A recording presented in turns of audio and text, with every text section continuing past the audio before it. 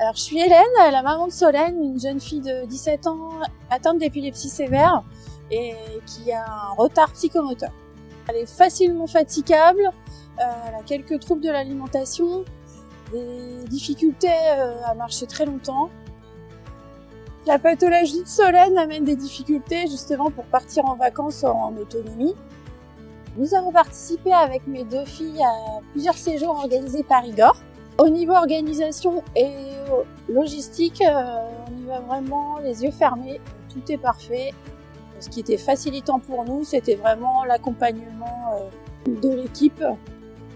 On bénéficie aussi d'un van qui assure la logistique des bagages et des courses. Et au niveau sécurité, ce qui est vraiment bien, c'est d'être accompagné tout au long de notre périple par deux personnes à vélo. Pour moi, c'était parfait aussi, ce que j'ai pu me détendre. Au niveau charge mentale, il n'y a plus rien à penser. On n'a plus qu'à suivre, en fait, on n'a plus qu'à pédaler. Durant ces séjours, on pédale, mais pas seulement. On fait aussi plusieurs activités en lien, par exemple, avec les animaux. Solène a pu faire du poney, on est allé au jardin des kangourous. Alors Solène était ravie parce qu'en fait elle pouvait pédaler, donc elle était active, elle n'était pas seulement passive, elle pouvait aussi, quand elle était vraiment très fatiguée, se reposer et même faire la sieste sur le pinot parce qu'elle a un appui-tête qui avait été installé exprès. Tous les accessoires sont prévus pour qu'elle se sente vraiment bien.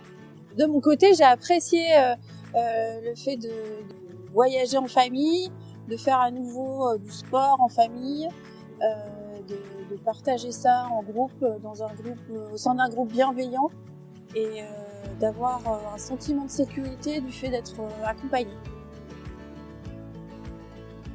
Quand on est une famille avec un enfant en situation de handicap, c'est pas toujours facile de partager des choses avec d'autres personnes qui comprennent pas forcément le handicap.